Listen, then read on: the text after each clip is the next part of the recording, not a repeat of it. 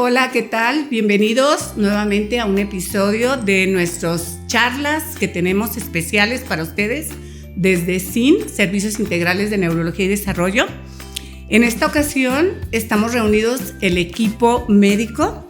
Tenemos al doctor Irving Mendoza, neurólogo pediatra, al doctor Edson Ulloa, nuestro gran rehabilitador, su especialidad en neurorehabilitación, su servidora Araceli Solís. Ya saben, pueden seguirnos en todas las redes sociales. El día de hoy vamos a tener una charla que constantemente nos la piden sobre situaciones que tienen que ver con el espectro autista. Es un tema muy interesante, es un tema muy importante en el cual nos hacen preguntas muy específicas, dudas que tienen nuestros pacientes y personas del público. A mí me gustaría que los doctores, con su experiencia, con su conocimiento, nos ayudaran, sobre todo para que entendamos qué es lo que está pasando. Estamos diagnosticando mucho autismo en el mundo, estamos sobrediagnosticando, ¿realmente hay más? ¿O qué es lo que está pasando? A ver, micrófono abierto para ustedes. Ok, bueno, para empezar creo que primero tendríamos que definir, ¿no?, qué es el autismo. Y ya, como sabemos, internacionalmente se define como un trastorno del neurodesarrollo, es decir, está desde la infancia, nada de que me dio después, nada de que a lo mejor y después de un golpe, nada. Todo está desde el nacimiento ya predefinido por alguna manera. Es un trastorno del neurodesarrollo caracterizado por una limitación o una restricción en la comunicación, que es el principal síntoma que por los que acuden los pacientes. También se tiene que acompañar pues de intereses restringidos y pues conductas repetitivas, que ya ahorita que entremos más en el tema los vamos a ir definiendo más. Y el por qué se está diagnosticando más, creo que hemos cambiado durante todos estos años la manera en la que lo buscamos. Antes pues, no se buscaba, en realidad. Ahorita tenemos más herramientas para desde mayor o en una edad más temprana, pues tener un diagnóstico pues más temprano y hacer una intervención temprana, que aquí el punto clave es el ser temprano, pues. Sí, yo creo que eso es muy importante. Antes estábamos preocupados por la salud general de nuestros niños. Entonces nos preocupábamos por diarreas, por desnutrición, por neumonías. Ahorita la salud general de los niños ha mejorado y obviamente las familias son más pequeñas, los podemos observar un poquitito más. ¿Tú qué opinas, doctor Edson? De hecho, algo importante es que pues, el autismo también ha existido desde muchos años atrás y que hoy vemos adultos con autismo, es decir, siempre lo ha habido. Sin embargo, esta situación, ¿no? A veces socialmente los aislaban o a veces no se daban cuenta y pues los encerraban. Y hoy lo que buscamos es precisamente que se integren más. Y por eso precisamente nos interesa más el diagnóstico o las intervenciones tempranas. Hay una cosa que frecuentemente yo lo veo en la consulta, que es la confusión. Los papás se sienten muy confundidos porque al ser un espectro y tener variables tan interesantes desde el punto de vista clínico, un grupo de autistas no se parece a otro grupo y eso a veces les genera un poquito de confusión si realmente estamos haciendo un diagnóstico correcto. Creo que el doctor Irving abordó muy bien la parte inicial, ¿no? Trastornos de la comunicación, intereses restringidos y problemas en la interacción social. Y creo que ahorita nuestra generación pandémica pues nos hizo como darnos cuenta de cómo podemos evaluar. ¿Ustedes creen que estamos haciendo el diagnóstico en forma oportuna, doctor Edson? Tú que te dedicas a cuestiones de los datos clínicos sutiles del neurodesarrollo. Eso sí es importante porque, hoy vemos que también los diagnósticos los hace una gran variedad de profesionales, no solamente en el área de neuropediatría o neurodesarrollo, pero lo interesante es que el diagnóstico pues, no se puede hacer en una sola consulta, no se puede hacer en 20 minutos, que nos ha tocado muchos casos así. Hay que tener criterios muy específicos. Sí, somos muy meticulosos cuando revisamos al paciente en cuestión de, a ver, este detallito está, desde cuándo está, y todas esas cosas importan mucho a la hora de evaluar. Y la otra es que hoy en día trabajamos en equipos multidisciplinarios, es decir, lo que yo veo en una consulta también lo abona lo que a lo mejor vio una terapeuta, lo que vio una psicóloga, y entonces de ahí vamos juntando toda esta información pues para poder hacer un diagnóstico oportuno. Importantísimo. Definitivamente es un diagnóstico que va a incidir en toda la vida de una familia, en todos los proyectos que tienen de el desarrollo de sus hijos, de su familia. Entonces, un diagnóstico así hecho tan a la ligera, lo que comentabas el doctor Irving respecto a que, pues no todo niño que no habla es autista. Es autista. Claro. Y tenemos que hacer, podríamos decir esto, que es un diagnóstico de exclusión. Tendría por definición, sí, es decir, no estar dentro del grupo de otro trastorno del neurodesarrollo o tener una causa atribuible, pues, pero sí tendríamos que excluir. ¿Habrá factores, por ejemplo, del neurodesarrollo de ese niño que puedan incidir en la gravedad de los síntomas? ¿Podríamos decir eso o no? Sí hay factores, los principales, pues yo creo que son los genéticos, ¿no? Digo, de alguna manera ya venimos programados para X enfermedad en la vida. Que nos dé o no, muchas veces no es culpa de nadie, sino que el mismo factor de alguna manera vino algo del externo y ¡chum!, prendió el gatillo para que se presentara la enfermedad. Es lo que pasa mucho en el espectro autístico. Que a veces decimos que es porque fue prematuro o porque no respiró bien al nacer. Bueno, son factores que van a incidir, pero ya veníamos como genéticamente programados. Y en esa programación genética, una pregunta de los papás, pregunta para ambos, me toca ahorita a mí ser la preguntadora porque realmente son preguntas que nos hacen los papás constantemente y nos dicen, ok, yo ya tengo un hijo con autismo, ¿sí? ¿Qué va a pasar? ¿Voy a tener más hijos con autismo? ¿Mi siguiente hijo va a ser autista? ¿O qué va a pasar? ¿Qué es lo que yo puedo esperar? Híjole, doctora, yo digo que es una ruleta rusa. Sí. Es una ruleta rusa y la verdad que cuando te toca, pues te tocó. Digo, hay casos muy raros de presentaciones familiares, pero son así muy anecdóticas, de que se heredan así, pero la mayoría, como usted menciona, es multifactorial. A lo mejor esa palabra creo que está un poquito compleja, multifactorial, pero eso es el espectro autista, es multifactorial. O sea, hay muchas cositas que pueden sumar o que pueden prender, por así decirlo, los síntomas. Y hay una gran cantidad de genes, o sea, no es un gen único. Fíjense que hay una cosa muy interesante en el espectro autista, si ustedes se acuerdan, en el manual del DSM-4, ¿sí? Del DSM-4 revisado, teníamos un síndrome de una patología de autismo en niñas, ¿sí? Que estaba catalogada dentro del espectro autista. Y de pronto en el DSM-5, el síndrome de Rett, lo agarran y lo sacan de ese grupo, pero lo mandan a patología genética. ¿Por qué? Porque encontraron que en el síndrome de Rett solo son 2 genes específicos. Entonces, al ser una patología genéticamente muy específica, se va a otro grupo. Entonces dicen las mamás, entonces ya no son autistas. No. Es el espectro, pero una enfermedad, pues. Exacto. Ya es una enfermedad. Entonces sí, es algo, yo siento que la patología del espectro está moviéndose mucho conforme hay más avances en las investigaciones que se están haciendo. Ahora, algo que tú comentaste, doctor Edson, que me parece muy, muy importante, es el diagnóstico no se hace en 15 minutos. Hay protocolos nacionales e internacionales que debemos de seguir para poder describir que nuestro niño está dentro del espectro, pero el diagnóstico sigue siendo básicamente clínico.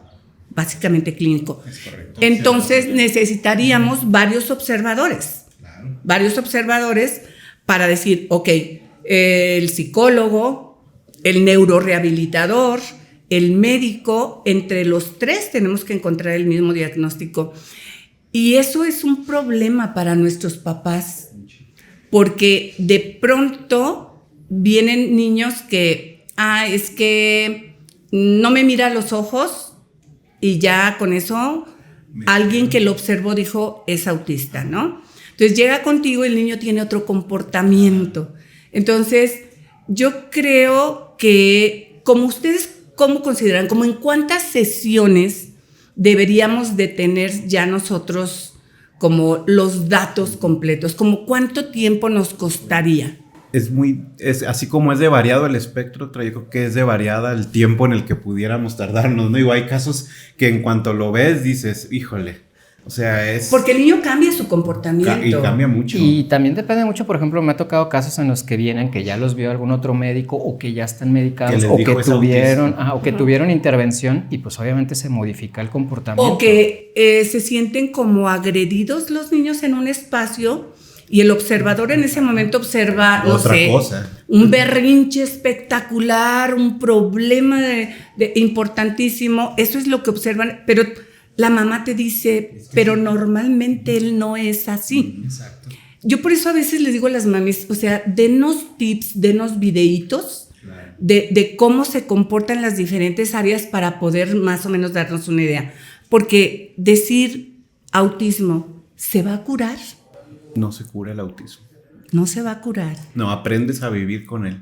Así es. Y entendiendo que también pues no es una enfermedad, o sea, no hay que curar, es una condición de vida, yo les digo, es una personalidad y por ende es lo que dice el doctor, ¿no? Es importante impulsar, es importante incluir socialmente, ¿no? Buscar todas las posibilidades de que el niño tenga su máximo desarrollo. Así es. Yo creo que eso es muy importante porque muchos de nuestros papis que vienen buscando ayuda, alguien les dijo, con tal o cual tratamiento le vamos a quitar el autismo.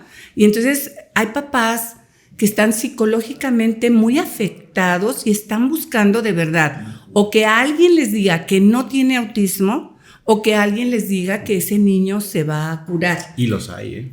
Ajá, Señora, sí. corra de ahí.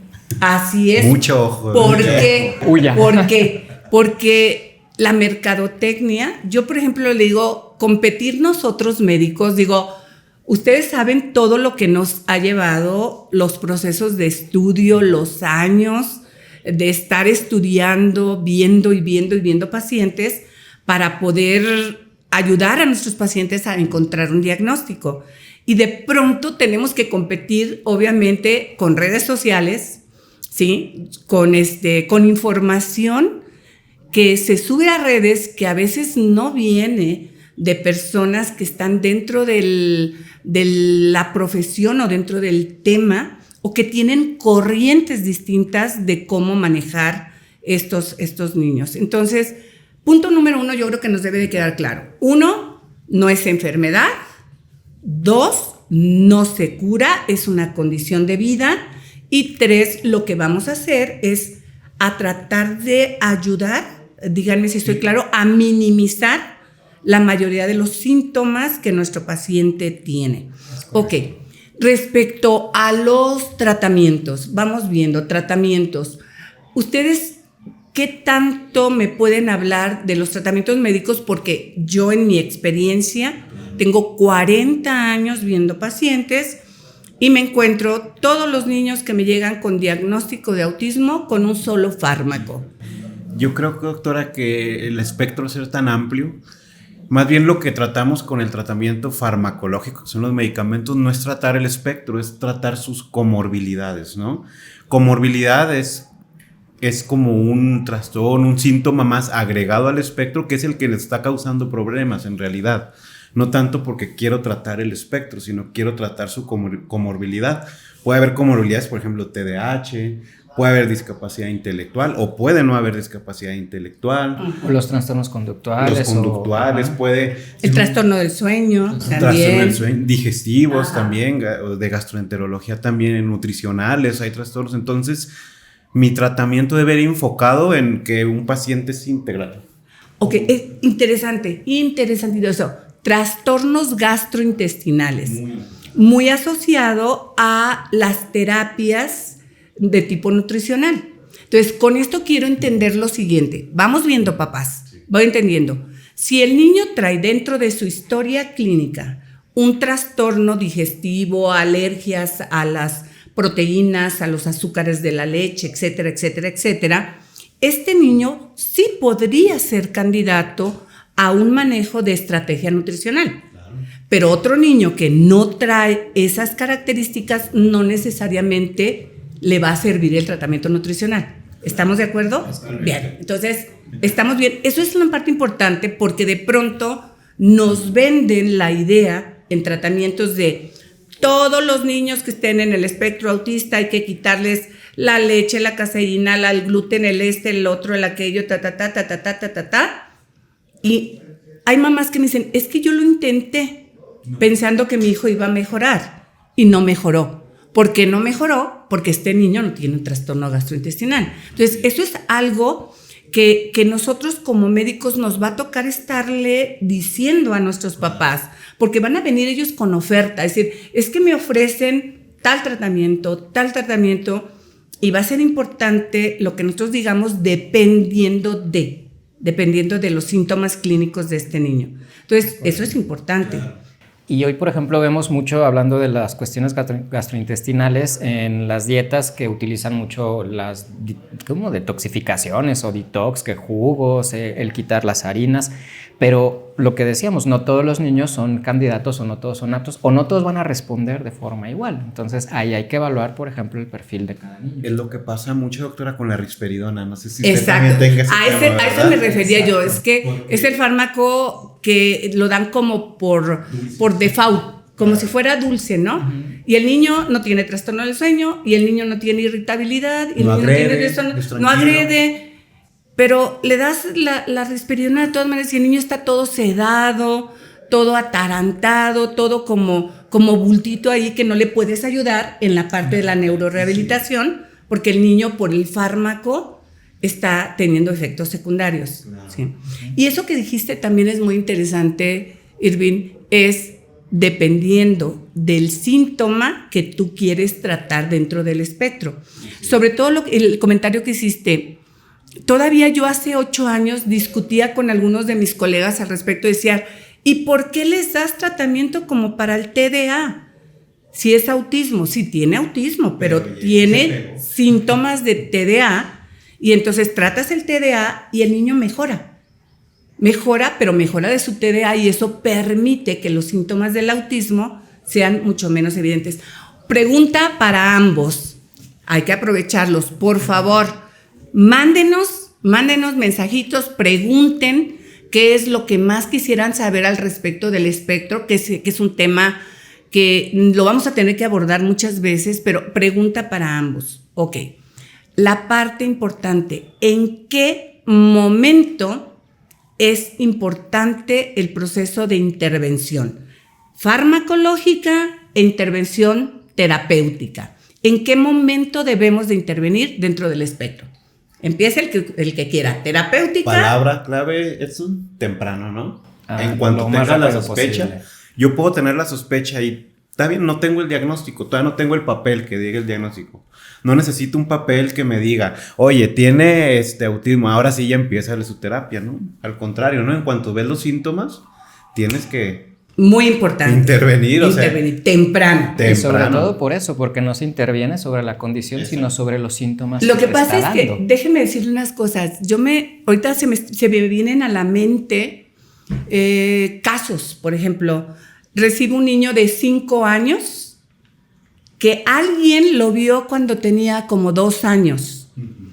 Y el niño en ese tiempo, si le hubiéramos hecho una evaluación de MChat rapidita, hubiera salido súper positivo para el espectro, ¿sí? Pero la respuesta de mamá fue, el doctor me dijo que podría ser, pero que regresara después de que cumpliera 4 años para ver si sí es o no es autismo. Y mientras tanto, ¿qué hiciste, mamá? Esperar. Uh-huh. Y entonces tenemos que apelar a la neuroplasticidad natural que trae ese niño, a la oportunidad que ella ha podido tener para rascar por sí solo, tratar de mejorar en sus síntomas. Entonces, temprano. Es necesario hacer una intervención siempre, de intervención terapéutica, de rehabilitación o de estimulación adecuada y farmacológica, o tenemos que hacerlas por separado. Yo creo que esa pregunta dependería del paciente. Si mi paciente, yo veo que hay un síntoma que predomina o hay un síntoma que en realidad esté causando problema, pues le tengo que ofrecer un tratamiento farmacológico que me ayude a llevar la terapia pues de mayor manera. Ajá. Si yo veo que el tratamiento farmacológico por el momento no se requiere, pues pudiera ser expectante. Digo, aquí lo importante es intervenir tempranamente, digo, como ya sea con o sin fármaco. Y esa parte también es el complementar sobre todo el tratamiento, ¿no? Porque ni los medicamentos son mágicos, ni la terapia hace magia, entonces siempre que los juntamos ayudamos con el fármaco a que el proceso terapéutico sea mejor, o inclusive con la terapia ayudamos a que el fármaco tenga un efecto mayor. Ajá. Y intervenir, aunque no le puedas poner todavía el nombre. Eso es importante. Ok, perfecto. Hay, dentro de las historias clínicas de nuestros pacientes, muy frecuentemente tenemos historial de embarazos de alto riesgo y que nadie les dijo a la hora de que salieron de una terapia intensiva después de haber logrado el sobrevivir esta criaturita a todo el alto riesgo que presentó, ya sea por prematurez, por membrana hialina, por haber estado intubado en una terapia intensiva, ictericia, etcétera, etcétera. Todos esos síntomas me he encontrado dentro de la consulta frecuentemente que nos dicen, me entregaron mi niño, pero nadie me dijo que tenía que vigilar nada. Entonces, ¿qué pasa ahí? ¿Qué tenemos que hacer en ese proceso previo a que nos lleguen a nosotros? O sea, ¿qué tenemos que hacer entre que nacen y puedan aparecer los primeros síntomas? ¿Qué les podemos decir a nuestras mamás, a nuestros papás, que tienen que ver o que tienen que vigilar? De hecho, ahí es importante porque justo tuvimos un episodio anterior donde hablábamos sobre parálisis cerebral y el riesgo que hay, ¿no? Y lo importante aquí es que todos los niños que tienen algún riesgo, un factor de riesgo alto para algún problema del neurodesarrollo, tienen que acudir a sus revisiones tempranas, es decir, tienen que estar siempre de la mano del médico, del neuropediatra, del neurorehabilitador o del especialista en desarrollo. La otra cosa es que a veces cuando la mamá es primeriza o los papás, entonces no sabemos cómo debe ser el desarrollo del niño, podemos auxiliarnos mucho, por ejemplo, de guías que damos en la consulta, de mira mami, tienes que ir viendo esto, ve cómo va el tono muscular, cómo van los movimientos generales, cómo va, por ejemplo, la alimentación, y eso les va ayudando a que ellas detecten a tiempo las señales de alerta. Y la otra es que sí, no hay que esperarnos a que nos digan porque tiene riesgo, manda a la pediatría, cita hasta dentro de 3 años, ¿no? Sino que busquemos siempre la posibilidad de que el pediatra del desarrollo o el neuropediatra estén al pendiente en la evaluación del niño. Sí, el encontrar como síntomas de alerta temprano, porque frecuentemente lo que nos dicen a veces es que todo iba bien, dicen los papás, y a los 18 meses o a los 24 meses pasó tal cosa. Pero luego te regresas un poquitito en la historia clínica y empiezas a revisar el desarrollo motor, el desarrollo sensorial, hasta los procesos de succión, el rechazo al seno materno, varias cosas que se pueden tomar o se pueden considerar como síntomas pre-autismo, que están catalogados desde los 6 meses. Vas a encontrar niños con ciertas características que te están orientando a que el niño puede llegar a esa situación. Ahora, las cuestiones neurogenéticas, porque frecuentemente vamos a encontrar dentro de las familias, aunque comentábamos que la probabilidad de que volviera a pasar es complicado. Yo tengo por ahí, por ejemplo, gemelos idénticos. Y uno sí y uno no. Sí. O los dos totalmente afectados. O uno en el trastorno espectro autista. Un niño afectado y le decimos a la mamá, la probabilidad de que vuelva a pasar, no sé, puede ser de un 5% y ¡zas! ¿Qué pasa, no? Entonces, obviamente, ¿qué opinan ustedes ahora de todos esos paneles de estudio de genes específicos que se deben de buscar? Híjole, doctora, creo que ahí es otro tema muy complejo. En realidad, la causa genética con un gen identificado teniendo el estudio más completo que se imaginen en Estados Unidos, en Europa, solamente se llega a un diagnóstico genético en el 30% de los pacientes. Y en síndromes muy específicos. De hecho, ¿cómo les digo?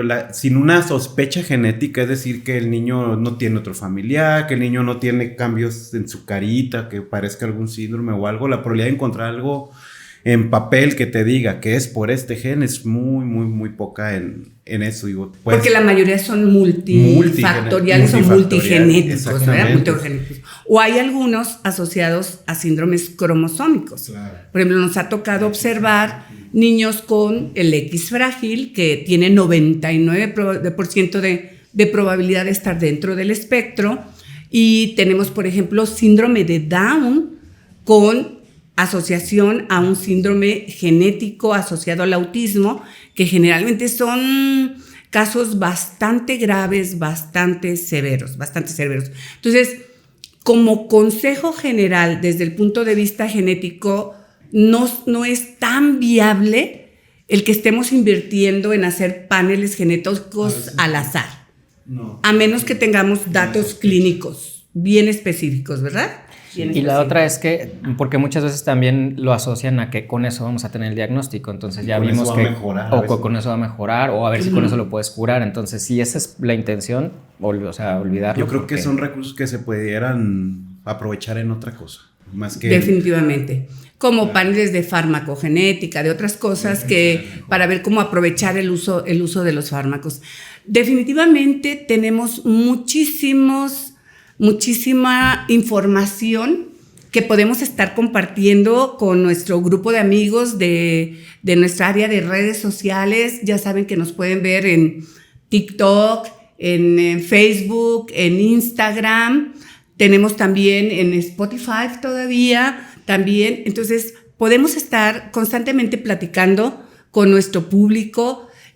Nuevamente, el doctor Irving Mendoza, neurólogo pediatra, el doctor Edson Ulloa, nuestro médico en neurorehabilitación, especialista en neurorehabilitación, excelentes médicos que están y bueno, en mi caso, la doctora Araceli Solís, la más antigua del grupo. Entonces, estamos de verdad aquí listos para conversar con ustedes, para tratar de ayudar a aclarar la mayor cantidad de dudas, sobre todo ahorita que hay tanta información de tratamientos médicos, de tratamientos de neurorehabilitación, de tratamientos alternativos, que algunos de ellos pueden darnos una gran utilidad, pero que ninguno de ellos, como ustedes me lo han hecho saber, ninguno de ellos nos va a curar, pero nos puede ayudar a mejorar la calidad de vida de nuestros niños, ¿verdad? Yo siempre he dicho eso, doctora. Digo, no me importa, mientras sume algo, bienvenido. No estamos peleados con la medicina alternativa. Mientras no me reste, para mí no, yo estoy de acuerdo. Ajá.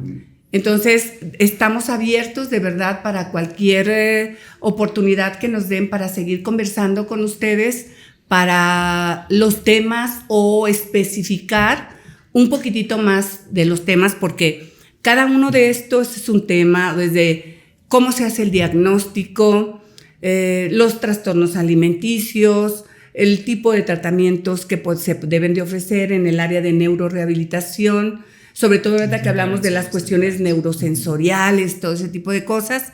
Entonces, la verdad, estoy muy, muy agradecida con ustedes. Gracias por formar parte de esta maravillosa familia que es SIN.